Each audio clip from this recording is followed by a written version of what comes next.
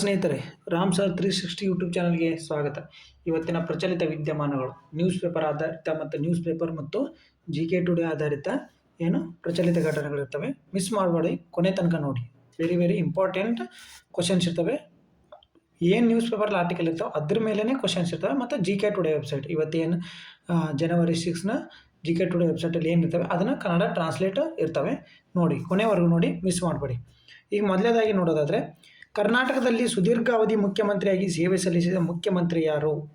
ಹಾಗಾದರೆ ಯಾರು ನೋಡಿ, ನಿಮಗೆ ಎಲ್ಲರಿಗೂ ಗೊತ್ತು, ಆದರೂ ನೀವು ತಿಳ್ಕೊಬೇಕು. ಏನೇನು ತಿಳ್ಕೊಬೇಕಂತ ಹೇಳ್ತೀನಿ ನಿಮಗೆ. Option A Devaraj Urs, option B Siddaramaiah, option C SM Krishna, option D Yediyurappa. ನೋಡಿ ಸ್ನೇಹಿತರೆ, ಇವತ್ತು ಪೇಪರ್ ಆರ್ಟಿಕಲ್ ಇದು ಸರಿಯಾದ ಉತ್ತರ ಬಂದ್ಬಿಟ್ಟು CM ಸಿದ್ದರಾಮಯ್ಯ. ಆದರೆ ಏನೇನು ತಿಳ್ಕೊಬೇಕು ನೋಡಿದ್ರೆ, ಇಂಪಾರ್ಟೆಂಟ್ ಪಾಯಿಂಟ್ಸ್ ಏನೇನು ತಿಳ್ಕೊಬೇಕು ನೀವು ಇದ್ರಾಗೆ ನೋಡಿ. ಸುದೀರ್ಘಾವಧಿ ಮುಖ್ಯಮಂತ್ರಿ ಆದ ಸಿದ್ದರಾಮಯ್ಯರು, ಇವ್ರದ್ದು ಎಷ್ಟು ದಿನಗಳು ಮುಖ್ಯಮಂತ್ರಿ ಆಗಿದ್ರು? 7 ವರ್ಷ 240 ದಿನಗಳು. ನೋಡಿ, ಹಾಗಾದರೆ ಇದಕ್ಕೆ ಮೊದಲ ಇವರ ರೆಕಾರ್ಡ್ ಯಾರ ಕಡೆಗಿತ್ತು? ಡಿ ದೇವರಾಜ ಅರಸು ಕಡೆಗಿತ್ತು. ನೋಡಿ, ಯಾರ ಕಡೆಗೆ? ಇವರು 7 ವರ್ಷ 240 ದಿನ ಆದರೆ ಡಿ ದೇವರಾಜ ಅರಸು ಅವರು ಎಷ್ಟು? 7 ವರ್ಷ 239 ದಿನಗಳು ಇತ್ತು. ನೋಡಿ, ಹಾಗಾದರೆ ಎಷ್ಟು? 239 ದಿನಗಳು. ಇವ್ರಿಗೆ ಒಂದು ದಿನ ಹೆಚ್ಚಿಗಾದ್ರೆ ಯಾರು? ಡಿ ದೇವರಾಜ ಅರಸರ್ಕಿನ. ಅದಕ್ಕೋಸ್ಕರ ಇವರು ರೆಕಾರ್ಡ್ ಮೊದಲು ಡಿ ದೇವರಾಜ ಅರಸರ ಕಡೆ ಇತ್ತು. ಹಾಗಾದರೆ ಮೂರನೇದಾಗಿ ನಿಜಲಿಂಗಪ್ಪ ಅವರು, 4ನೇದು ರಾಮಕೃಷ್ಣ ಅವರು, 5ನೇದು ಯಡಿಯೂರಪ್ಪ ಅವರು. ಹಂಗಂದರೆ ಇವ್ರು ನೋಡಿಲಿ, ಇವರು 2013ರಲ್ಲಿ ಮೊದಲ ಬಾರಿಗೆ CM ಆದರು. ನೋಡಿ, 2013ರಲ್ಲಿ ಮೊದಲ ಬಾರಿಗೆ CM ಆದರು. ಇವರು ಮೊದಲ CM ಆದಾಗ 5 ವರ್ಷ 4 ದಿನಗಳ ಕಾಲ ಅಧಿಕಾರವನ್ನು ನಿಭಾಯಿಸುತ್ತಾರೆ ಸ್ನೇಹಿತರೆ. ಹಾಗಾದರೆ ಅತಿ ಹೆಚ್ಚು ಮೊದಲು ಯಾರಿದ್ರಿ? ಈಗ ಸೆಕೆಂಡ್ ಅಂತ ಯಾರು ಬರ್ತಾರೆ? ಡಿ ದೇವರಾಜ ಅರಸು ಅವರು. ಡಿ ದೇವರಾಜ ಅರಸು ಅವ್ರನ್ನ ಏನಂತ ಕರೀತಾರೆ ಅಂದರೆ ಹಿಂದುಳಿದ ಅಧಿಕಾರ ಅಂತ, ಹಿಂದುಳಿದ ಜನರ ಅಧಿಕಾರ ಅಂತ ಕರೀತಾರೆ ಸ್ನೇಹಿತರೆ. ಭೂ ಸುಧಾರಣೆ ಕಾಯ್ದೆ ಹಾಗೂ ಹಿಂದುಳಿದ ವರ್ಗದ ಕಲ್ಯಾಣಕ್ಕಾಗಿ ಹೆಸರಾಗಿದ್ದವರು. ಏನು? ಹಿಂದುಳಿದ ನಾಯಕ ಅಂತ, ಹಿಂದುಳಿದ ಜನರ ನಾಯಕ ಅಂತ ಕರಿತಿದ್ರು. ಯಾರು? ದೇವರಾಜ ಅರಸರನ್ನ. ಈಗ ನೆಕ್ಸ್ಟ್ ನೋಡಿ, ಇವರು ಇದೇ ಥರನಂತೆ CM ಸಿದ್ದರಾಮಯ್ಯವ್ರ ತಕ್ಕ ಅತಿ ಹೆಚ್ಚು ಬಾರಿ ಬಜೆಟ್ ಮಂಡನೆ ಮಾಡಿದ CM ಅಂತ ಯಾರನ್ನ ಕರೀತಾರೆ? ಸಿದ್ದರಾಮಯ್ಯನವ್ರನ್ನೇ ಕರೀತಾರೆ. ನೋಡಿ, ಅತಿ ಹೆಚ್ಚು ಬಾರಿ ಸಿದ್ದರಾಮಯ್ಯನವ್ರೇ ಕರೀತಾರೆ. ಎಷ್ಟು? 16 ಬಾರಿ. ಈಗ 17ನೇ ಬಾರಿ ಈ ಸಲ ಬಜೆಟ್ ಮಂಡನೆ ಮಾಡಿದರೆ 17ನೇ ಬಾರಿ. ಹಾಗಾದರೆ ಕ್ವಶನ್ ಇದ್ರ ಮೇಲೂ ಆಗ್ಬೋದು. ಕರ್ನಾಟಕದಲ್ಲಿ ಅತಿ ಹೆಚ್ಚು ಬಾರಿ ಬಜೆಟ್ ಮಂಡನೆ ಮಾಡಿದ ಮುಖ್ಯಮಂತ್ರಿ ಯಾರು? CM ಸಿದ್ದರಾಮಯ್ಯ. ಎಷ್ಟು ಬಾರಿ? 17ನೇ ಬಾರಿ. ಈಗ ಆಲ್ರೆಡಿ 16 ಬಾರಿ ಆಗೈತೆ. ಆದರೆ ನೆಕ್ಸ್ಟ್ ಕ್ವಶನ್ ನೋಡೋಣ ಬನ್ನಿ. ಪ್ರತಿ ವರ್ಷ ನಡೆಸುವ ರಾಷ್ಟ್ರೀಯ ಹುಲಿಗಳ ಗಣತಿ ಎಷ್ಟನೇ ಆವೃತ್ತಿಯಾಗಿದೆ? ಹಂಗಂದರೆ ಎಷ್ಟು ವರ್ಷಕ್ಕೊಮ್ಮೆ ನಡೆಯುತ್ತೆ ಹುಲಿ ಗಣತಿ? ಪ್ರತಿ 4 ವರ್ಷಕ್ಕೊಮ್ಮೆ ಹುಲಿ ಗಣತಿ ನಡೆಯುತ್ತೆ ರಾಷ್ಟ್ರ ಮಟ್ಟದಲ್ಲಿ. ಎಷ್ಟು? ಪ್ರತಿ 4 ವರ್ಷಕ್ಕೊಮ್ಮೆ ಹುಲಿ ಗಣತಿ ಆಗುತ್ತೆ. ನೋಡಿ, ಇಲ್ಲಿ ಪೇಪರ್ ಆರ್ಟಿಕಲ್ ಇದು, ಯಾವುದೋ ಪ್ರಜಾವಾಣಿಜ್ಯದ್ದು. ಎಷ್ಟು? ಇದು ಎಷ್ಟನೇದು ಆವೃತ್ತಿ? ಹಾಗಾದರೆ ಪ್ರತಿ 4 ವರ್ಷಕ್ಕೊಮ್ಮೆ ಆದರೆ ಮೊದಲನೇ ಆವೃತ್ತಿ, 10ನೇ ಆವೃತ್ತಿ, 6ನೇ ಆವೃತ್ತಿ, 50ನೇ ಆವೃತ್ತಿ. ಹಾಗಾದರೆ ಎಷ್ಟನೇ ಆವೃತ್ತಿ? 6ನೇ ಆವೃತ್ತಿ. ನೋಡಿಲಿ, ರಾಷ್ಟ್ರೀಯ 6ನೇ ಹುಲಿ ಗಣತಿಯ ಆರಂಭ ರಾಜ್ಯದ 5 ವಿಭಾಗಗಳಲ್ಲಿ. ಅಂದರೆ ನಮ್ಮದ್ರಲ್ಲಿ ರಾಷ್ಟ್ರೀಯ ಹುಲಿ ಅಭಯಾರಣ್ಯ ಎಷ್ಟದಾವೆ ನಮ್ಮ ಕರ್ನಾಟಕದಾಗೆ? 5 ಅದಾವೆ. ನಮ್ಮ ಕರ್ನಾಟಕದಾಗ ಎಷ್ಟದಾವೆ? 5 ಹುಲಿ ಅಭಯಾರಣ್ಯಗಳಿದ್ದಾವೆ. ಗೊತ್ತಾಯ್ತಾ? ಟೈಗರ್ ರಿಸರ್ವ್ ಎಷ್ಟಿದಾವೆ ನಮ್ಮ ಕಡೆಗೆ? ಕರ್ನಾಟಕದ ಟೈಗರ್ ರಿಸರ್ವ್ ಫಾರೆಸ್ಟ್ ಎಷ್ಟಿದ್ದಾವೆ? 5 ನಮ್ಮ ಕರ್ನಾಟಕದಾಗೆ. ನೋಡಿ, ಎಕ್ಸ್ಪ್ಲನೇಷನ್ ನೋಡಿ ಪೂರ್ತಿ ಸಂಪೂರ್ಣ. ಪ್ರಸ್ತುತ ರಾಜ್ಯದಲ್ಲಿ 563 ಹುಲಿಗಳಿವೆ. ಹಂಗಂದ್ರೆ ಇದನ್ನೂ ಅಂಕಿ ಸಂಖ್ಯೆ ಕೇಳ್ತಾನೆ. ಎಷ್ಟು? 563 ಹುಲಿಗಳಿವೆ. ಹಂಗಂದ್ರೆ ಇದು ಎಷ್ಟು? 2025ರ ಡಾಟಾ ಪ್ರಕಾರ ಈಗ ನಡೀತಾ ಇರೋದು 6ನೇ ಆವೃತ್ತಿ. 6ನೇ ಆವೃತ್ತಿ. ಹಂಗಂದ್ರೆ ಮೊಟ್ಟ ಮೊದಲು ಎಷ್ಟರ ಪ್ರಾರಂಭ ಆಗೈತೆ? ಹಂಗಾರೆ ಹುಲಿ ಗಣತಿ 2001ರಾಗೆ. ನೋಡಿ, 2001ರಾಗೆ ಮೊದಲನೇ ಗಣತಿ ಹುಲಿ ಗಣತಿ ಯಾವಾಗ ಆಗೈತೆ? 2001ರಲ್ಲಿ. ಈ 2026ರಲ್ಲಿ ಮಾಡ್ತಾಯಿರೋದು ಗಣತಿ ಎಷ್ಟು? 6ನೇ ಗಣತಿ. ನೋಡಿ, ಹಂಗಂದರೆ ನಮ್ಮದು ಎಷ್ಟನೇ ಹುಲಿಗಳನ್ನ ಹೊಂದಿರತಕ್ಕಂಥ, ಎಷ್ಟನೇ ಅತಿ ಹೆಚ್ಚು ಹುಲಿಗಳನ್ನ ಹೊಂದಿರತಕ್ಕಂಥ ರಾಜ್ಯ ಮಾಡಿದ್ರೆ ನಮ್ಮದು ರಾಜ್ಯ ಎಷ್ಟನೇದು ಬರುತ್ತಂದರೆ ಎಷ್ಟು? ಕರ್ನಾಟಕ 2ನೇ ಸ್ಥಾನದಲ್ಲಿ ಬರುತ್ತೆ. ನೋಡಿ, ಮೊದಲಾಗ 2024ರ ಹುಲಿ ಗಣತಿ 2018ರ ನಡೀತಲ್ಲ, 2018ರಾಗ ಎಷ್ಟನೇದಿತ್ತು? ನಮ್ಮದು 524 ಹುಲಿಗಳಿದ್ದು. ಬಟ್ ಈಗ 563. ಇದೇನು? 2026ರ ಡಾಟಾ ಪ್ರಕಾರ ಎಷ್ಟು? 563. ಹಂಗಂದ್ರೆ ಅತಿ ಹೆಚ್ಚು ಎಲ್ಲಿ? ನೋಡಿ, ಎಲ್ಲಿ? MP ದಾಗ. ನೋಡಿ, ಮಧ್ಯಪ್ರದೇಶದಾಗ ಮೊದಲನೇ ಸ್ಥಾನ ಐತಿ. ಒಟ್ಟು 3682 ಹುಲಿಗಳಿವೆ ನೋಡಿ. ಈಗ ಎಷ್ಟು? 3682. 2022ರ ಡಾಟಾ ಪ್ರಕಾರ ಇದು ಡಾಟಾ ನೆನ್ಪಿಟ್ಟಬೇಕು. ಎಷ್ಟು? 3682 ಒಟ್ಟು ಹುಲಿಗಳಿವೆ ನೋಡಿ. ಇದು ನೆನ್ಪಿಟ್ಕೋಬೇಕು. ಒಟ್ಟು ಹುಲಿ ಅಭಯಾರಣ್ಯಗಳು ಎಷ್ಟಿದಾವೆ ಹಾಗಾದರೆ? ನಮ್ಮದು ಅಷ್ಟು 54 ಅರಣ್ಯ ವಿಭಾಗಗಳಿವೆ ನೋಡಿ. 54 ಹುಲಿ ಅಭಯಾರಣ್ಯಗಳಿವೆ ನೋಡಿ, ನೆನ್ಪಿಟ್ಕೊಳ್ಳಿ. 54. ನಮ್ಮ ಕರ್ನಾಟಕದಲ್ಲಿ ಎಷ್ಟಿದಾವೆ? 5. ಕರ್ನಾಟಕದಲ್ಲಿ ಬರ್ತಕ್ಕಂಥವು 5. ಹಂಗಾರೆ ಒಟ್ಟು ರಾಷ್ಟ್ರದಲ್ಲಿ 54 ನೋಡಿ. ಇವನ್ನೆಷ್ಟು ನೀವು ಕರೆಕ್ಟಾಗಿ ನೆನ್ಪಿಟ್ಕೊಳ್ಳಿ. ಇವೇನು ಡಾಟಾ ಏನಿಲ್ಲ, ಇಷ್ಟರಾಗೆ ಕ್ವಶನ್ ಕೇಳ್ತಾನೆ. ಮತ್ತೇನು ತಲೆಗೆ ಕಟ್ಸೋಬೇಡಿ. ಏನು ಭಾಳ ತಲೆ ಕಟ್ಸೋಣ ಅವಶ್ಯಕತೆ ಇಲ್ಲ ಇದ್ರಾಗೆ. ಇಷ್ಟೇ. 5 ರಾಷ್ಟ್ರ ಮಟ್ಟದಾಗ 54. ಎಷ್ಟು? 2021 ಸ್ಟಾರ್ಟ್ ಆಯಿತು. ಇದು 6ನೇ ಗಣತಿ. ಈಗ ಟೋಟಲ್ ಹುಲಿಗಳು ಎಷ್ಟಿದಾವೆ? 3682. 3682 ಹುಲಿಗಳಿವೆ ನೋಡಿ 2022ರ ಡಾಟಾ ಪ್ರಕಾರ. ಇಷ್ಟು ನೆನ್ಪಿಟ್ಕೊಂಡು. ಇತ್ತೀಚೆಗೆ ನಿಧನರಾದ ಮನೋಜ್ ಕೊಠಾರಿ ಯಾವ ಆಟಕ್ಕೆ ಸಂಬಂಧಿಸಿದ್ದಾರೆ ನೋಡಿದ? ಇವರು ಅದರಲ್ಲ, ಮನೋಜ್ ಕೊಠಾರಿ ಅವರು ಯಾವ ಆಟಕ್ಕೆ ಸಂಬಂಧಿಸಿದ? ನಿಧನ ಯಾವುದೇ ಪರೀಕ್ಷೆಯಲ್ಲಿ ನಿಧನದ ಬಗ್ಗೆ ಒಂದು ಕ್ವಶನ್ ಇದ್ದೇ ಇರುತ್ತೆ. ಹಾಗಾದರೆ option A billiards, option B chess, option C throwball, option D volleyball. ಹಾಗಾದರೆ ಯಾವ ಆಟಕ್ಕೆ ಸ್ನೇಹಿತರೆ? ಸರಿಯಾದ ಉತ್ತರ ಬಂದ್ಬಿಟ್ಟು ಯಾವ ಆಟಕ್ಕೆ? ಬಿಲಿಯರ್ಡ್ಸ್. ಇದು ನ್ಯೂಸ್ ಪೇಪರ್ ಆರ್ಟಿಕಲ್ ಬಂದಿರೋದು, ಇವತ್ತು ನ್ಯೂಸ್ ಪೇಪರ್ನೇ ಬಂದಿರೋದು. ಯಾವುದು? ಕನ್ನಡಪ್ರಭದಾಗಿ. ಕನ್ನಡಪ್ರಭ ನ್ಯೂಸ್ ಪೇಪರ್ನೇ ಬಂದಿರೋದು. ಪ್ರಜಾವಾಣಿ ಒಂದೇ ಅಲ್ಲ, ಎಲ್ಲ ಪೇಪರ್ನೂ ಓದಬೇಕು ನೀವು. ಯಾವುದು? ಬಿಲಿಯರ್ಡ್ಸ್ ಆಟಕ್ಕೆ ಸಂಬಂಧಿಸಿದ್ದಾರೆ ನೋಡಿ ಸ್ನೇಹಿತರೆ ಇವರು. ನೋಡಿ ಇಲ್ಲಿ ನ್ಯೂಸ್ ಯಾವುದು? ಬಿಲಿಯರ್ಡ್ಸ್ ಆಟ ಅಂದರೆ ಇಲ್ಲಿ ನೋಡಿ, ಇದೇ ಬಿಲಿಯರ್ಡ್ಸ್ ಆಟ. ಬಿಲಿಯರ್ಡ್ಸ್ ಆಟ ಅಂತ ಇದಕ್ಕೆ ಕರಿತಾ ಇದ್ದೀನಿ, ಗೊತ್ತಲ್ಲ ನಿಮಗೆ. ಇವು ಆಟದ ಹೆಸರು ಏನಂದರೆ ಬಿಲಿಯರ್ಡ್ಸ್ ಆಟ. ವಿಶ್ವ ಬಿಲಿಯರ್ಡ್ಸ್ ಚಾಂಪಿಯನ್ ಮನೋಜ್ ಕೊಠಾರಿಯ ನಿಧನ. ಇವರು ನೋಡಿ ಎಷ್ಟರಾಗಿ? ಇವರು 1990ರಲ್ಲಿ ವಿಶ್ವ ಬಿಲಿಯರ್ಡ್ಸ್ ಚಾಂಪಿಯನ್ಶಿಪ್ ಆಗಿದ್ದು ಇವರು ಪ್ರಶಸ್ತಿ ಗೆದ್ದುಕೊಂಡಿದ್ರು. ಇವರು ಯಾವ ರಾಜ್ಯದವರಾಗಾದರೆ? ಇವರು ತಮಿಳುನಾಡಿನವರು ನೋಡಿ, ತಮಿಳುನಾಡಿನವರು. ಇದ್ರೊಳಗಡೆ ನಾವು ಅತಿ ಏನೇನು ಓದ್ಕೋಬೇಕು? ಎಕ್ಸಾಮ್ ಪರ್ಪಸ್ ಏನು ಇಂಪಾರ್ಟೆಂಟ್ ನಮ್ಗೆ ಅದನ್ನು ಮೊದಲು ಈ ರಾಜ್ಯದವರು ಅಂತ ಕೇಳ್ಬೋದು. ತಮಿಳುನಾಡು ಅಂದರೆ ಎಷ್ಟರ ಚಾಂಪಿಯನ್ ಆಗಿದ್ರು ಇವರು? 1990 ನೋಡಿ ವಿಶ್ವ ಚಾಂಪಿಯನ್ ಆಗಿದ್ರು ಇವರು ಬಿಲಿಯರ್ಡ್ಸ್ ಆಟದಾಗ. ಹಂಗಂದ್ರೆ ಇವ್ರ ಮಗ ಇತ್ತೀಚೆಗೆ ಸೌರವ್ 2025ರ ಬಿಲಿಯರ್ಡ್ಸ್ ಚಾಂಪಿಯನ್ ಯಾರು? 2025ರದು ಮಗ ಸೌರವ್ ಕೂಡ ವಿಶ್ವ ಬಿಲಿಯರ್ಡ್ ಚಾಂಪಿಯನ್ 2025ಗೆ. ಇಷ್ಟು ನೆನಪಿಟ್ಕೋಬೇಕು. ಹಂಗಾರೆ ಮನೋಜ್ ಕೊಠಾರಿ ಅಂತ ಎದಕ್ಕೆ ಇದ್ರೆ ಬಿಲಿಯರ್ಡ್ಸ್ ಆಟಕ್ಕೆ ಸಂಬಂಧಿಸಿದವರು. ಇವರು ಎಷ್ಟು ಚಾಂಪಿಯನ್ ಆಗಿದ್ರು? 1990ರಲ್ಲಿ. ಇವರು ಯಾವ ರಾಜ್ಯದವರು? ತಮಿಳುನಾಡಿನವರು. ಇಷ್ಟು ನೆನಪಿಟ್ಕೋರಿ. ನಿಮಗೆ ಎರಡೆರಡು ಬೇರೆ ರಿವಿಷನ್ ಮಾಡ್ತಿರ್ತೀನಿ, ಅದಕ್ಕೆ ನಾನು ನೋಡಿ ಏನು ಒಂದು 5-6 ಸೆಕೆಂಡ್ನೇ ಮುಗಿತು. ಎರಡೆರಡು ಬೇರೆ ರಿವಿಷನ್ ಮಾಡ್ತಾ ಇರ್ತೀನಿ, ಕರೆಕ್ಟಾಗಿ ಕೇಳಿಸ್ಕೊಳ್ಳಿ. ನೆಕ್ಸ್ಟ್ ಕ್ವಶನ್ ನೋಡಿ.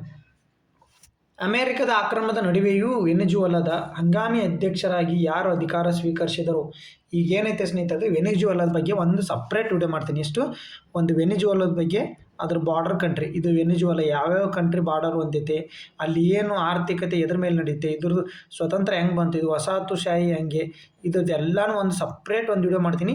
ಅದ್ರ ಮೇಲೆ ನಿಮಗೆ ವೆನೆಜುವೆಲಾ ಮೇಲೆ ಯಾವ ಕ್ವಶನ್ ಬಂದರೂ ಟಚ್ ಮಾಡ್ಬೋದು, ಆ ಥರ ಒಂದು ವಿಡಿಯೋ ಮಾಡ್ತೀನಿ. 7-8 ನಿಮಿಷದ ಭಾಳ ಅಂದ್ರೆ ವಿಡಿಯೋ ಆಗ್ಬೋದು. ಕರೆಕ್ಟ್ ವೆನೆಜುವೆಲಾದ ಬಗ್ಗೆ ಒಂದು ವಿಡಿಯೋ ಮಾಡ್ತೀನಿ. ಅದು ಯಾವ ಸಮುದ್ರ ಜೋಡಿ ಸಂಪರ್ಕ ಹೊಂದೈತಿ, ಯಾವ ಏನೋ ಕಂಟ್ರಿ ಲ್ಯಾಂಡ್ ಲಾಕ್ ಕಂಟ್ರಿ ಇದ್ದಾವೆ, ಅದಕ್ಕೆ ಯಾವ ಗಡಿಯನ್ನು ಹಂಚ್ಕೊಂಡೈತಿ, ಅಲ್ಲಿ ಯಾವ ಥರ ವಸಾಹತುಶಾಹಿ ಇತ್ತು ಮೊದಲು, ಎಲ್ಲಿಂದ ಯಾರು ಅಧ್ಯಕ್ಷರಾದರು, ಎಲ್ಲನೂ ನಿಮಗೆ ಒಂದು ವಿಡಿಯೋ ಮಾಡ್ತೀನಿ, ಬರುತ್ತೆ. ಈಗ ಒಂದು 2 ದಿವಸದಲ್ಲಿ ಅದನ್ನು ಹಾಕ್ತೀನಿ ವಿಡಿಯೋನ. ಹಾಗಾದರೆ ಈಗ ನೋಡಿ, option A Delcy Rodriguez, option B Nicolas Maduro, option C Jacob Heath, option D Pedrus John. ನೋಡಿ ಸ್ನೇಹಿತರೆ, ಇದು ಸರಿಯಾದ ಉತ್ತರ ಬಂದ್ಬಿಟ್ಟು ನೋಡಿ ಇಲ್ಲಿ ಕನ್ನಡಪ್ರಭ ಆರ್ಟಿಕಲ್ ಇದು. ಡೆಲ್ಸ್ ರೋಡ್ರಿಗಸ್ ನೋಡಿ ಸರಿಯಾದ ಉತ್ತರ. ಇವರು ನಿಕೋಲಸ್ ಮಡುರೋ ಪ್ರಸ್ತುತ ಇದ್ದರು ಅಧ್ಯಕ್ಷರು. ಅವರು ಅಮೇರಿಕ ಏನು ಮಾಡ್ರಿ? ಕಿಡ್ನಾಪ್ ಮಾಡಿರಿ. ಅಮೇರಿಕದವ್ರು ಏನು ಮಾಡಿರಿ? ಅವ್ರನ್ನ ದಾಳಿ ಮಾಡಿಬಿಟ್ಟು ಹೊತ್ಕೊಂಡು ಹೋಗಿರು. ಬಟ್ ಅದೆಲ್ಲ ನಿಮ್ಗೆ ಒಂದು ಬೇರೆ ವಿಡಿಯೋದಾಗ ಹೇಳ್ತೀನಿ. ಇಲ್ಲಿ ಏನು ತಿಳ್ಕೊರಿ, ಡೆಲ್ಸ್ ರೋಡ್ರಿಗಸ್ ಈಗ ಪ್ರಸ್ತುತ ಹಂಗಾಮಿ ಅಧ್ಯಕ್ಷರಾಗಿರ್ತಾರೆ. ನೋಡಿ ಸ್ನೇಹಿತರೆ, ನ್ಯೂಸ್ ಪೇಪರ್ ಆರ್ಟಿಕಲ್ ಬಂದಿದೆ. ಜಾಸ್ತಿ ಇವ್ರ ಬಗ್ಗೆ ಏನು ಕೇಳಲ್ಲ. ಜಸ್ಟ್ ಹಂಗಾಮಿ ಅಧ್ಯಕ್ಷರು ಯಾರು ಅಂತ ಕೇಳ್ಬೋದು ಅಷ್ಟೇ. ಯಾರು? ಡೆಲ್ಸ್ ರೋಡ್ರಿಗಸ್. ಇವ್ರು ಯಾವ ದೇಶ? ಡೆಲ್ಸ್ ರೋಡ್ರಿಗಸ್ ಹಂಗಾಮಿ ಅಧ್ಯಕ್ಷರು. ಇದು ಯಾವ ದೇಶಕ್ಕೆ ಸಂಬಂಧಿಸಿ? ವೆನೆಜುವೆಲಾ. ಅಷ್ಟೇ ನೆನ್ಪಿಟ್ಕೊಂಬಿಡಿ. ಇದ್ರ ಬಗ್ಗೆ ಭಾಳ ತಲೆ ಕೆಡಿಸ್ಕೋಬೇಡ್ರಿ. ಇಷ್ಟೇ ಇದ್ರ ಮೇಲೆ ಕ್ವಶನ್ ಕೇಳೋದು. ನೆಕ್ಸ್ಟ್ ಕ್ವಶನ್ ನೋಡಿ. ಯುದ್ಧ ಅನಾಥರಿಗೆ ವಿಶ್ವ ದಿನವನ್ನು ಪ್ರತಿ ವರ್ಷ ಯಾವ ದಿನದಂದು ಆಚರಿಸ್ತಾರೆ? ನೋಡಿ ಸ್ನೇಹಿತರೆ, ಇದನ್ನು ತಿಳ್ಕೊಂಡಿದ್ರೆ ನೀವು ಇಷ್ಟು ದಿವಸ ಗೊತ್ತಿತ್ತಾ? ಯುದ್ಧ ಅನಾಥರಿಗೆ ವಿಶ್ವ ದಿನ ನೋಡಿ. ಯುದ್ಧದಿಂದ ಅನಾಥರಾದವರಿಗೆ ಅಂದರೆ ಯಾವ ದಿನ ಹಾಗಾದರೆ? ಜನವರಿ 5, ಜನವರಿ 4, ಜನವರಿ 6, ಜನವರಿ 7?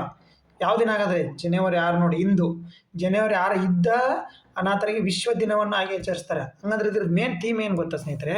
ಇಲ್ಲಿ ನೋಡಿ, ವರ್ಲ್ಡ್ ಡೇ ಫಾರ್ ವಾರ್ ಏನು ಆರ್ಪೋನನ್ಸ್ January 6. ಇದ್ರದ್ದು ಏನು ಥೀಮ್ ಅಂದರೆ ಇಲ್ಲಿ ನೋಡಿ, ಇಲ್ಲಿ ಕರೆಕ್ಟಾಗಿ ನೋಡ್ಕೊಳ್ಳಿ. ಇಲ್ಲಿ ಯುದ್ಧ ಅನಾಥರಿಗೆ ವಿಶ್ವ ದಿನದ ಫ್ರೆಂಚ್ ಸಂಘಟನೆಯಾದ SOS ಎನ್ಫ್ಯಾಂಟ್ ಎನ್ ಟೆಡ್ರಸ್ ಪ್ರಾರಂಭಿಸಿದ್ದು ಪ್ರತಿ ವರ್ಷ ಜನವರಿ ಅಂತ ನಡೆಯುವ ಈ ವಿಶೇಷ ದಿನವು ಅಂತಾರಾಷ್ಟ್ರೀಯ ಸಮುದಾಯಕ್ಕೆ ನಿರ್ದಿಷ್ಟವಾಗಿ ದುರ್ಬಲ ಗುಂಪಿಗೆ ದುಸ್ಥಿತಿಯನ್ನು ಗುರುತಿಸಲು ಅನುವು ಮಾಡಿಕೊಡ್ತದೆ. ಅನಾಥನ ಸಾಮಾನ್ಯ ವ್ಯಾಖ್ಯಾನವೆಂದರೆ, ಇದನ್ನ ನೆನ್ಪಿಟ್ಕೊಳ್ಳಿ ಸ್ನೇಹಿತರೆ, ಏನು ಇದನ್ನ ನೆನ್ಪಿಟ್ಕೊಳ್ಳಿ, ಅನಾಥನ ಸಾಮಾನ್ಯ ವಾಕ್ಯವೆಂದರೆ, ಇದನ್ನು ಭಾಳ ಸರಿ ಕೇಳ್ತಾನೆ ನೋಡಿ, ಅಥವಾ ಅವನ ಬಗ್ಗೆ ಕಾಳಜಿ ವಹಿಸುವ ಉಳಿಸುವ ಪೋಷಕರು ಇಲ್ಲದಿರುವುದು, ಇಬ್ಬರು ಎತ್ತವರು ಕಳೆದುಕೊಂಡಿರುವ ಮರಣ ಪರಿಣಾಮವಾಗಿ ಅವನು ಕೈಬಿಟ್ಟ ಮೂಲಕ. ಅಂದರೆ ಅವರ ವಾಕ್ಯ, ಅನಾಥರ ವಾಕ್ಯ ನೋಡಿ, ಅವ್ನು ಯಾರೋ ಕಾಳಜಿ ವಹಿಸೋಕ್ಕಿರಬಾರ್ದು ಮತ್ತು ಎತ್ತವ್ರನ್ನ ಕಳ್ಕೊಂಡಿರ್ಬೇಕು ಅವನು. ಯಾಕಂದ್ರೆ ಅವನು ಕೇಳ್ತಾನೆ ಇದನ್ನು ಕ್ವಶನ್, ಅನಾಥರು ಇದ್ರ ಪದರ ಅರ್ಥ ಅಂದರೆ ವ್ಯಾಖ್ಯಾನ, ಇದರ ಅರ್ಥ ವ್ಯಾಖ್ಯಾನ ಕೇಳ್ಬಿಡ್ತಾನೆ ಮಮ್ಮಿ. ಕೇಳಿದ್ರೆ ಹೆಂಗೆ ಕೇಳ್ತಾರೆ ಕ್ವಶನ್ ಯಾರಿಗಾರು ಗೊತ್ತಾ? ಅದಕ್ಕೆ ಎಲ್ಲನೂ ಅರ್ಥ ಮಾಡ್ಕೊಂಡಿರ್ಬೇಕು. ಏನಂದರೆ ಅಭಿವೃದ್ಧಿ ಹೊಂದಿದ ಜಗತ್ತಿನ ಅನಾಥರ, ಇವ್ರೇನಿದ್ರ ಅರ್ಥ ಏನಂದರೆ, ಅನಾಥರ ಇದ್ರ ಬಗ್ಗೆ ಏನು ನಿಮ್ಗೆ ಕರೆಕ್ಟಾಗಿ ಗೊತ್ತಿರಬೇಕಂದ್ರೆ, ಯುದ್ಧ ನಡೆದವಲ್ಲ, ವರ್ಲ್ಡ್ ವಾರು ಮತ್ತು ವರ್ಲ್ಡ್ ವಾರ್ 1 ವರ್ಲ್ಡ್ ವಾರ್ 2 ನಡೆದವಲ್ಲ, ಅದರಲ್ಲಿ ತಂದೆ ತಾಯಿನ ಕಳ್ಕೊಂಡಿರ್ತಾರಲ್ಲ, ತಂದೆ ತಾಯಿನ ಕಳ್ಕೊಂಡ ಮಕ್ಕಳು ಮತ್ತು ಅವ್ರಿಗೆ ಎಷ್ಟೋ ಜನ ಅನಾಥರಾಗಿ ರೋಡ್ ಮೇಲೆ ಇರ್ತಾರೆ, ಅಂಥವ್ರನ್ನ ಕಾಳಜಿ ವಹಿಸುವ ಸಂಬಂಧ ಅವರಿಗೋಸ್ಕರ ಪ್ರೋತ್ಸಾಹನ, ಅವರಿಗೋಸ್ಕರ ವಸತಿ ಮತ್ತೇನೋ ಶೆಲ್ಟರು ಅವನ್ನೆಲ್ಲ ಕೊಡಿಸೋಕ್ಕೋಸ್ಕರ ವಿಶ್ವಸಂಸ್ಥೆ ಹಮ್ಮಿಕೊಂಡಿರ್ತಕ್ಕಂಥ, ಫ್ರಾನ್ಸ್ ಸಂಯೋಗದಲ್ಲಿ ವಿಶ್ವಸಂಸ್ಥೆ ಹಮ್ಮಿಕೊಂಡಿರ್ತಕ್ಕಂಥ ಏನು ಯುದ್ಧ ಅನಾಥರ ವಿಶ್ವ ದಿನ ನೋಡಿ. ಇಷ್ಟು ನೆನ್ಪಿಟ್ಕೊಳ್ಳಿ, ಇದಕ್ಕೆ ಇದ್ರ ಬಗ್ಗೆ ಇಷ್ಟು ನೆನ್ಪಿಟ್ಕೊಳ್ಳಿ. ಈಗ ನೆಕ್ಸ್ಟ್ ಕ್ವಶನ್ ನೋಡೋಣ ಸ್ನೇಹಿತರೆ. ನೋಡಿದ್ದು, ಇತ್ತೀಚೆಗೆ ಇಸ್ರೋ ಡೆಕ್ಸ್ ಎಂಬ ಸಾಧನವನ್ನು ಬಳಸಿ, ಯಾವ ಸಾಧನ? ಡೆಕ್ಸ್ ಎಂಬ ಸಾಧನವನ್ನು ಬಳಸಿ ಬಾಹ್ಯಾಕಾಶ ಧೂಳನ್ನು ಪತ್ತೆ ಹಚ್ಚಿದ್ದಾರೆ. ಈ ಸಾಧನವನ್ನು ಅಭಿವೃದ್ಧಿಪಡಿಸಿದ ಸಂಸ್ಥೆ ಯಾರು? ಇಂಪಾರ್ಟೆಂಟ್ ನೋಡಿ, ಇಸ್ರೋ ಬಗ್ಗೆ ಒಂದು ಕ್ವಶನ್ ಇದ್ದೇ ಇರುತ್ತೆ. ಇಸ್ರೋ ಬಗ್ಗೆ ಒಂದು ಕ್ವಶನ್ ಫಿಕ್ಸ್ ಇರುತ್ತೆ. ನಮ್ಮದು ಸೈನ್ಸ್ ಆ್ಯಂಡ್ ಟೆಕ್ನಾಲಜಿ ಬಗ್ಗೆ ಒಂದು ಕ್ವಶನ್ ಇದ್ದೇ ಇರುತ್ತೆ, ನೋಡ್ಕೊಳ್ಳಿ. ಇಸ್ರೋ ಡೆಕ್ಸ್ ಸಾಧನ ನೋಡಿ, ಅದು ಡೆಕ್ಸ್ ಸಾಧನ. ಏನಿದ್ರದ್ದು? ಬಾಹ್ಯಾಕಾಶ ಧೂಳು ಪತ್ತೆ ಹಚ್ಚಿದ ಇಸ್ರೋ. ಇಲ್ಲಿದೆ ನೋಡಿ ಆರ್ಟಿಕಲ್, ಯಾವುದು? Prajavani news paper article. ಹಾಗಾದರೆ ಯಾವ ಸಂಸ್ಥೆ? Institute of science and technology and Bengaluru, institute of technology and Mumbai, Allahabad physical research laboratory. Option D, Indian institute of science and technology, Gujarat. ನೋಡಿ ಸ್ನೇಹಿತರೆ, ಇದಕ್ಕೆ ಸರಿಯಾದ ಉತ್ತರ ಬಂದ್ಬಿಟ್ಟು ಅಲಹಾಬಾದ್ ಫಿಸಿಕಲ್ ರಿಸರ್ಚ್ ಲ್ಯಾಬ್ರೋಟರಿ. ನೋಡಿ, ಇದಕ್ಕೆ ಸರಿಯಾದ ಉತ್ತರ ಬಂದ್ಬಿಟ್ಟು.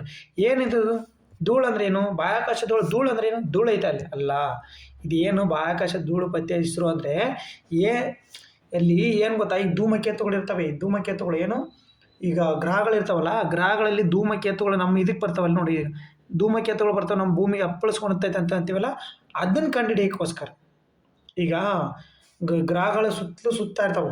ಏನು ಈ ನೋಡಿ, ಧೂಮಕೇತುಗಳು ಮತ್ತು ಕ್ಷುದ್ರಗಳಿಂದ ಹೊರಬರುವ ಸೂಕ್ಷ್ಮ ಕಣಗಳನ್ನು ಭೂಮಿಯ ವಾತಾವರಣದಲ್ಲಿ ಉಲ್ಕೆಗಳ ಪದರವನ್ನು ರೂಪಿಸುತ್ತೆ. ಇವು ರಾತ್ರಿ ಆಕಾಶದಲ್ಲಿ ನಮಗೆ ಬೀಳುವ ನಕ್ಷತ್ರ ಅಂತ ಕರಿತೀವಿ. ನಮಗೆ ಧೂಮಕೇತುಗಳು ಬೀಳ್ತಾವೆ ನೋಡಿ, ನಮಗೆ ಚುಕ್ಕಿ ಬಿತ್ತು ಅಂತಾರೆ, ನಕ್ಷತ್ರಗಳು ಬೀಳ್ತಾ ಇದೆ ಅಂತಾರೆ. ಧೂಮಕೇತುಗಳು ಭೂಮಿಗೆ ಮತ್ತು ಸಾವಿರಾರು ವರ್ಷಗಳ ಮೇಲೆ ಉಲ್ಕಾಪಾತಗಳು ಬಂದು ಭೂಮಿಗೆ ಅಪ್ಪಳಿಸ್ತಾವಲ್ಲ, ಅಂಥವನ್ನೆಲ್ಲ ಸ್ಟಡಿ ಮಾಡೋಕ್ಕೆ.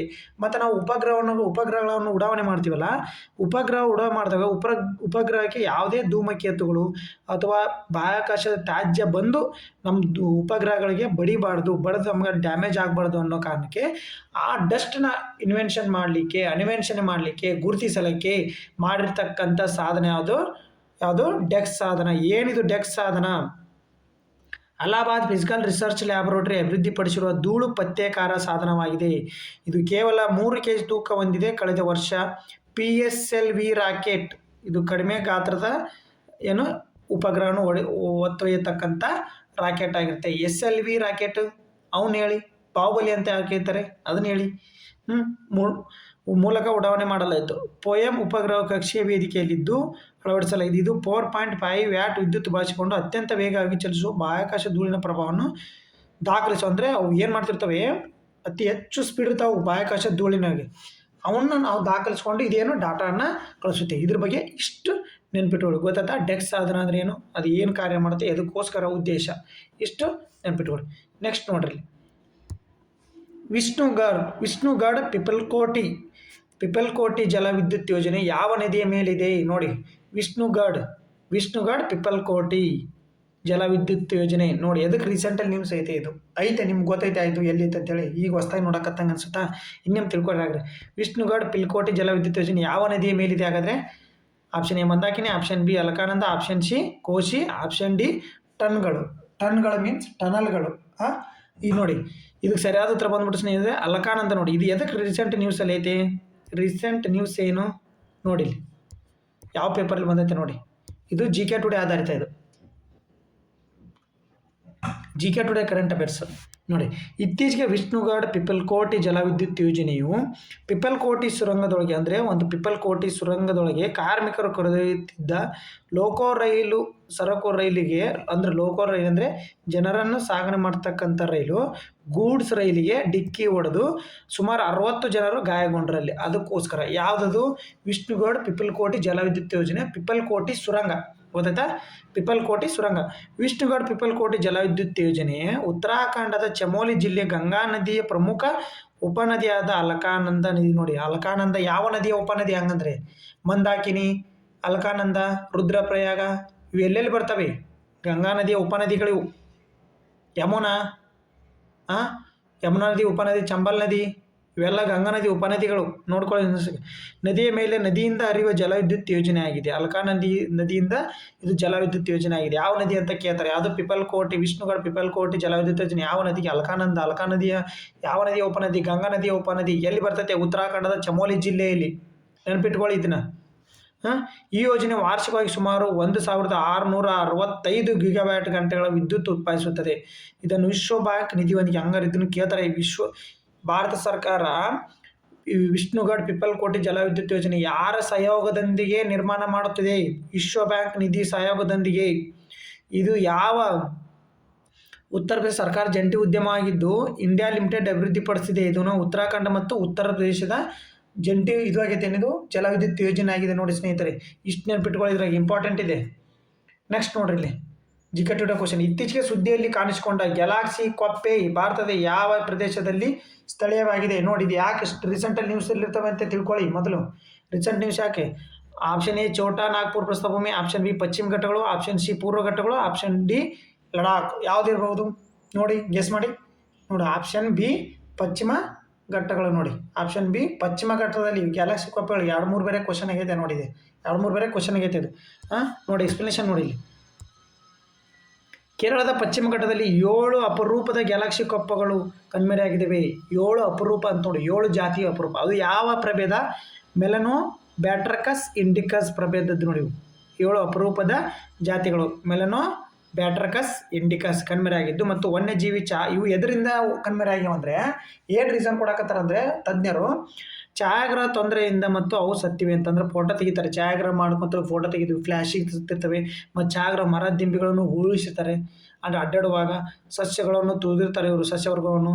ಕಪ್ಪೆಗಳು ಬರಿಗೈಯಲ್ಲಿ ನಿರ್ವಹಿಸಿದ ಅವನು ಕಪ್ಪೆಗಳನ್ನು ಹೋಗಿ ಸಿಕ್ಕಾಗ ಬರಿಗೈಲಿಂದ ಮುಟ್ಟಿರ್ತಾರೆ ಮತ್ತು ಬಲವಾದ ಕ್ಯಾಮ್ರಾ ಫ್ಲ್ಯಾಶ್ಗಳನ್ನು ಬಳಸಿ ಅದರಿಂದ ಅವು ಏನು ನಶಿಸಿ ಹೊಂಟಾವ ಅಂತೇಳಿ ತಜ್ಞರು ಹೇಳಿದ್ದಾರೆ. ಆದರೆ ಅದರ ಆವಾಸ ಸ್ಥಾನ ನೋಡಿಲ್ಲ. ಅವು ಭಾರತದ ಪಶ್ಚಿಮ ಘಟ್ಟ ಮತ್ತು ಪರ್ವತ ಶ್ರೇಣಿಗಳಲ್ಲಿ ಸ್ಥಳೀಯವಾಗಿದ್ದಾವೆ. ಹಂಗಂದ್ರೆ ಗ್ಯಾಲಕ್ಸಿ ಕೊಪ್ಪೆಗಳ ಸ್ಥಳೀಯ ಎಲ್ಲಿ ಹ್ಯಾಬಿಟೆಂಟ್ ಅಂತ ಕೇಳಿದ್ರೆ ಇಲ್ಲೇ ಪಶ್ಚಿಮ ಘಟ್ಟ, ದಕ್ಷಿಣದ ಪಶ್ಚಿಮ ಘಟ್ಟ ಪರ್ವತ ಶ್ರೇಣಿ. ಉತ್ತರ ಅಲ್ಲ ಸ್ನೇಹಿತರೆ. ಉತ್ತರ ಅಂದರೆ ಗುಜರಾತ್, ಮಹಾರಾಷ್ಟ್ರ ಈ ಕಡೆ ಬರುತ್ತೆ. ದಕ್ಷಿಣ ಅಂದರೆ ಕೇರಳ, ಈ ಕಡೆ ನಮ್ಮ ಕಡೆಗೆ ಕರ್ನಾಟಕ, ಗೋವಾ ಬಾರ್ಡರು, ಕೇರಳ. ದಕ್ಷಿಣ ಪಶ್ಚಿಮ ಘಟ್ಟಗಳು ಅಂದರೆ ಶ್ರೇಣಿಯ ಸ್ಥಳೀಯವಾಗಿದ್ದು ನಿರ್ದಿಷ್ಟವಾಗಿ ಎಲ್ಲಿ ಬರ್ತವೆ? ನಿರ್ದಿಷ್ಟವಾಗಿ ಅಂತಂದರೆ ಕೇರಳ ಮತ್ತು ತಮಿಳುನಾಡು ನೋಡಿ. ಆರ್ದ್ರ ನಿತ್ಯ ಹರಿದ್ವರ್ಣ ಕಾಡುಗಳು ಮತ್ತು ಸಣ್ಣ ಪ್ರದೇಶಗಳಲ್ಲಿ ಕಂಡು ಬರ್ತವೆ. ಇಷ್ಟು ನೆನಪಿಟ್ಕೊಳ್ಳಿದ್ರಾಗ ಕೇರಳ, ತಮಿಳುನಾಡಿನ ಆರ್ದ್ರ ನಿತ್ಯ ಹರಿದ್ವರ್ಣ ಕಾಡುಗಳಲ್ಲಿ ಮತ್ತು ಸಣ್ಣ ಪ್ರದೇಶದಲ್ಲಿ ಕಂಡು ಬರ್ತವೆ. ಈ ಜಾತಿಯನ್ನು ಅಂತಾರಾಷ್ಟ್ರೀಯ ಪ್ರಕೃತಿ ಸಂರಕ್ಷಣಾ ಒಕ್ಕೂಟ ಅಂದರೆ IUCN ಏನು ಮಾಡೈತಿ? ಇದನ್ನು ದುರ್ಬಲ ವರ್ಗ ಅಂದರೆ ಈಗ ಇದನ್ನು ಬೆಳೀತಾ ಇಲ್ಲ, ಇದು ದುರ್ಬಲ ವರ್ಗ, ನಶಿಸಿ ಹೊಂಟೈತಿ, ನಶಿಸಿ ಹೋಗ್ತಿರೋದು ಅಂಥೇಳಿ ಏನು ಪಟ್ಟಿ ಮಾಡೈತೆ ಸ್ನೇಹಿತರೆ. ನೋಡಿ ಇಂಪಾರ್ಟೆಂಟು, ನೆನ್ಪಿಟ್ಕೊಳ್ಳಿ. ಬೇಕಾದ್ರೆ ನೋಟ್ಸ್ ಮಾಡ್ಕೊಳ್ಳಿ. ಇದೊಂದು ನೆನ್ಪಿಟ್ಕೊಳ್ಳಿ. ಇದು ನೋಡಿ, ಇದು ಕರ್ನಾಟಕಕ್ಕೆ ಸಂಬಂಧಪಟ್ಟಿದ್ದು. ಏನಿದು? ನ್ಯೂಸ್ ಪೇಪರ್ ಕನ್ನಡಪ್ರಭದಿಂದಿದ್ದು. ಅಪರೂಪದ ನೀರು ನಾಯಿ ಪತ್ತೆ. ನೋಡಿ ಇತ್ತೀಚೆಗೆ ಇದನ್ನು ಅಳಿವಿನಂಚಿನಲ್ಲಿರುವ IUCN ಏನು ಮಾಡಿತ್ತು ಸ್ನೇಹಿತರೆ? IUCN ಏನು ಮಾಡಿತ್ತು? ಅಳಿವಿನಂಚಿನಲ್ಲಿರುವ ಅಂದರೆ ಈಗ ನಶಿಸಿ ಹೊಂಟಿರುವಂಥ ಪ್ರಾಣಿ ಅಂತೇಳಿ ಪಟ್ಟಿ ಮಾಡಿತ್ತು ಸ್ನೇಹಿತರೆ ಇದನ್ನು IUCN. ನೋಡಿ ಇಲ್ಲಿನ ಪಟ್ಟಣ ಒಳ್ಳೆಯ ಅಪರೂಪದ ಶಿರಸಿ ಕಡೆ ಕಂಡು ಬಂದೈತೆ ನೋಡಿ. ಕರ್ನಾಟಕದ ಶಿರಸಿನಲ್ಲಿ ಇದನ್ನು ಅಪರೂಪ ಮತ್ತು ವಿನಾಶ ಅಂಚಿನಲ್ಲಿರುವ ನೀರಿನ ಪತ್ತೆಯಾಗಿದೆ ಎಂದು ಪರಿಸರ ಅಧ್ಯಯನಕಾರ ಡಾಕ್ಟರ್ ನರಸಿಂಹ ಹೆಗಡೆ ವಾನಳ್ಳಿ ತಿಳಿಸಿದ್ದಾರೆ. ನೋಡಿ ಇದನ್ನು ಸ್ಮೂತ್ ಕೋಟೆಡ್ ವಾಟರ್ ತಳಿ ನೋಡಿ, ಸ್ಮೂತ್ ಕೋಟರ್ ವಾಟರ್ ಅಂದರೆ ನೀರಿನ ಸ್ಮೂತ್ ಕೋಟೆಡ್ ವಾಟರ್ ಗಮನಕ್ಕೆ ಬಂದಿದೆ. ಇದು ಹೊಳೆ ಮತ್ತು ನದಿ ನೀರು ಪಾತ್ರ ತಗ್ಗು ಪ್ರದೇಶದಲ್ಲಿ ವಾಸಿಸುವ ಅಪರೂಪ ಪ್ರಾಣಿಯಾಗಿದೆ. ನೋಡಿ ಇದ್ರ ಹ್ಯಾಬಿಟೆಂಟ್ ಎಲ್ಲಿ ಹಂಗಂದರೆ ಹೊಳೆ ಮತ್ತು ನದಿ ಪಾತ್ರದ ತಗ್ಗು ಪ್ರದೇಶದಲ್ಲಿ ವಾಸಿಸುವ ಅಪರೂಪ ಪ್ರಾಣಿಯಾಗಿದೆ. ನೋಡಿ ಇದನ್ನು ಅಂತಾರಾಷ್ಟ್ರೀಯ ಸಂರಕ್ಷಣಾ ಒಕ್ಕೂಟ ಕೆಂಪು ದತ್ತಗಳ ಪಟ್ಟಿಯಲ್ಲಿ ವಿನಾಶೋನ್ಮುಖ ಮತ್ತು ಭವಿಷ್ಯದಲ್ಲಿ ಅತ್ಯಂತ ಶೀಘ್ರವಾಗಿ ಸಂತಾನ ನಶಿಸಿ ಹೋಗುತ್ತಂತೆ ಹೇಳ್ಯಾರ ನೋಡಿ ಸ್ನೇಹಿತರೆ. ಈ ಪ್ರಭೇದದಲ್ಲಿ ಪಟ್ಟಿಯಲ್ಲಿದೆ. ಇದು ಅಂದರೆ ಸ್ಪೀಡಾಗಿ ನಶಿಸಿ ಹೊಂಟೈತಿದ್ದು ಅಂತ ಹೇಳಕತ್ತಾರೆ ಸ್ನೇಹಿತರೆ. ಇದೇ ಪ್ರಥಮ ಬಾರಿಗೆ ಪಟ್ಟಣದ ಹೊಳೆಯಲ್ಲಿ ವಾಸವಾಗಿದ್ದು ದಾಖಲಾಗಿದೆ ಎಂದು. ಇದ್ರದ್ದು ಹ್ಯಾಬಿಟೆಂಟ್ ಇನ್ನೊಂದು ಏನಂದ್ರೆ ಹೊಳೆ ಪಕ್ಕದಾಗ ಏನು ವಾಸಿಸುತ್ತೆ, ಬಟ್ ಅಲ್ಲಿ ಏನಿರ್ಬೇಕಂದ್ರೆ ಅಲ್ಲಿ ಏನಿರಬಾರ್ದ್ರೆ ಕಲುಷಿತವಲ್ಲದ ಸ್ವಚ್ಛ ನೀರು, ಮತ್ತು ಅಲ್ಲಿ ಸ್ವಚ್ಛ ನೀರು ಇರಬೇಕು. ಕಲುಷಿತ ಸುತ್ತಮುತ್ತಲು ಕಾಡಿರಬೇಕು, ಕಡಿಮೆ ಜನ ಇರ್ಬೇಕು ಸ್ನೇಹಿತರಲ್ಲಿ, ಕಡಿಮೆ ಜನ ಇರಬೇಕು, ಮತ್ತು ಆಪತ್ತು ಇಲ್ಲದಕ್ಕೆ ಹಾಗೂ ಸ್ವತಂತ್ರವಾಗಿ ಹರಿಯುವ ನದಿ ಇದಕ್ಕೆ ಹ್ಯಾಬಿಟೆಂಟ್ ಆಗಿರುತ್ತೆ. ಇದು ಇಲ್ಲಲ್ಲಿ 200ರಿಂದ 255 ಇರ್ಬೇಕಂತೇಳಿ ಅಂದಾಜಿಸಿದ್ದಾರೆ ಸ್ನೇಹಿತರೆ. ನೋಡು ನೀರು ಎಲ್ಲಿ ಶಿರ್ಸಿ ಒಳಗಡೆ ಕಂಡು ಬಂದೈತಿ, ಇದ್ರದ್ದು ಹ್ಯಾಬಿಟೆಂಟ್ ಏನು ಮತ್ತು IUCN ಏನು ಇದನ್ನು ಪಟ್ಟಿ ಮಾಡೈತೆ ಅದನ್ನು ಅಷ್ಟು ತಿಳ್ಕೊಳ್ಳಿ. ನೆಕ್ಸ್ಟ್ ಕ್ವಶನ್ ನೋಡಿ, ಇದು ಇಂಪಾರ್ಟೆಂಟ್ ನೋಡಿ. ನಿಮಗೆ ಉದ್ಯೋಗ ಮಾಹಿತಿ ಇದು ಯಾವುದೇ ಪ್ರಚಲಿತ ಘಟನೆಗಳಲ್ಲ, ಪ್ರಚಲಿತ ಘಟನೆಗಳಿಗೆ ಇವತ್ತು ಸಂಬಂಧಪಟ್ಟಿದ್ದು ಉದ್ಯೋಗ ಮಾಹಿತಿ ಆಗಿರುತ್ತೆ. ಶೀಘ್ರದಲ್ಲಿ ಅಂಚೆ ಇಲಾಖೆಯಲ್ಲಿ ಬಂಪರ್ ಹುದ್ದೆಗಳು ನೋಡಿ 30,000 ಹುದ್ದೆಗಳು ನೋಡಿ, 30,000 ಹುದ್ದೆಗಳು ನೋಡಿ, 30,000 ಹುದ್ದೆಗಳು. ಯಾವ್ಯಾವ ಹುದ್ದೆಗಳು? GDS ಒಳಗಡೆ 30,000 ಹುದ್ದೆಗಳು ನೋಡಿ. ಪ್ರತಿ ವರ್ಷ ಸಾವಿರಾರು ಯುವಕರ ಅಂಚೆ ಇಲಾಖೆ ಉದ್ಯೋಗ ಪ್ರಕಟಣೆ ಕಾಯ್ತಿದ್ದು. ಈಗ ಹೊಸ ವರ್ಷಕ್ಕೆ ಜನವರಿ 15ರಂದು ನೋಟಿಫಿಕೇಶನ್ ಆಗಿರುತ್ತೆ ನೋಡಿ. ಜನವರಿ 15ರಂದು ನೋಟಿಫಿಕೇಶನ್ ಆಗಲಿದೆ. ಎಷ್ಟು? 30,000 ಹುದ್ದೆಗಳು ಅಂತ ಹೇಳಿದ್ರು ಸ್ನೇಹಿತರು. ಮೊನ್ನೆಯಿಂದ ನೋಡ್ತಾ ಇದ್ದೀನಿ, ಬೇಕಾದ್ರೆ ವೆಬ್ಸೈಟ್ನಾಗ ಹೋಗಿ ನೋಡಿ. GDS ವೆಬ್ಸೈಟ್ನ ಇಂಡಿಯನ್ ಪೋಸ್ಟ್ ವೆಬ್ಸೈಟ್ನಾಗ ಹೋಗಿ ನೋಡಿ.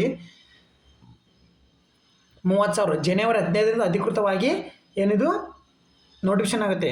ಅಂದರೆ ಭಾರತೀಯ ಅಂಚೆ ಇಲಾಖೆ ಶಾಖೇತರ ಅಂಚೆ ಕಚೇರಿಗಳಲ್ಲಿ ಶಾಖೆ ಇರುವ ಹುದ್ದೆಗಳು ಬರ್ತೀವಿ. ಯಾವ ಹುದ್ದೆಗಳು ಹಂಗಂದರೆ ಗ್ರಾಮೀಣ ಡಾಕ್ ಸೇವಕ, ಮತ್ತೇನು ಪೋಸ್ಟ್ ಮಾಸ್ಟರ್ ಮತ್ತು ಸಹಾಯಕ ಶಾಖೆ ಪೋಸ್ಟ್ ಮಾಸ್ಟರ್ ಮತ್ತು ಪೋಸ್ಟ್ಮನ್ ಹುದ್ದೆಗಳಿಗೆ ನೇಮಕಾತಿ ನಡೆಯಲಿದೆ ನೋಡಿ. ಇದರಲ್ಲಿ ಒಟ್ಟು 30,000 ಹುದ್ದೆಗಳು ಭರ್ತಿಯಾಗಲಿವೆ ಮತ್ತು ಸಾಧ್ಯತೆ ಇದೆ. ಈ ಉದ್ಯೋಗಗಳಿಗೆ ಅರ್ಜಿ ಸಲ್ಲಿಸುವ ಬಯಸೋರು ಎಷ್ಟು ವಯಸ್ಸಾಗಿರ್ಬೇಕು? ನಿಮಗೆ 18ರಿಂದ 40 ವರ್ಷಕ್ಕೆ ಇರಬೇಕು ಮಿತಿ. ಮತ್ತು ಈ ಕೆಲಸಕ್ಕೆ 10ನೇ ತರಗತಿ ಅಥವಾ ಅದಕ್ಕೆ ಸಮನಾದ ಪದವಿ ಉತ್ತೀರ್ಣ ಆಗಿರಬೇಕು. ಅಂದರೆ ITI ಡಿಪ್ಲೊಮಾ ಮತ್ತು NOC ಇರಬೇಕು ನಿಮ್ಮದು. ITI ಮತ್ತು ಡಿಪ್ಲೊಮಾ ನಡೀತೈತಿ. 10ನೇ ತರಗತಿಯಲ್ಲಿ ಪಡೆದ ಅಂಕಗಳ ಮೆರಿಟ್ ಪಟ್ಟಿ ಆಧಾರದ ಮೇಲೆ ಆಯ್ಕೆ ಮಾಡಲಾಗುತ್ತೆ. ಅಂದರೆ ಇದು ಯಾವುದೇ ಎಕ್ಸಾಮ್ ಇರಲ್ಲ, ಮೆರಿಟ್ ಪಟ್ಟಿ ಮೇಲೆ ಆಯ್ಕೆ ಮಾಡಲಾಗುತ್ತೆ. ಈ ಕೆಲಸಕ್ಕೆ ಅರ್ಜಿ ಸಲ್ಲಿಸುವ ಸ್ಥಳೀಯ ಭಾಷೆಯನ್ನು ಬರೆಯಲು ಮತ್ತು ಮಾತಾಡಲು ಬರ್ತಿರ್ಬೇಕು. ನೀವು ಎಲ್ಲಿ ಅಪ್ಲಿಕೇಶನ್ ಹಾಕ್ತೀವಿ, ಕರ್ನಾಟಕ ಹಾಕ್ಬೋದು, ಆಲ್ ಓವರ್ ಇಂಡಿಯಾ ಎಲ್ಲರೂ ಹಾಕ್ಬೋದು.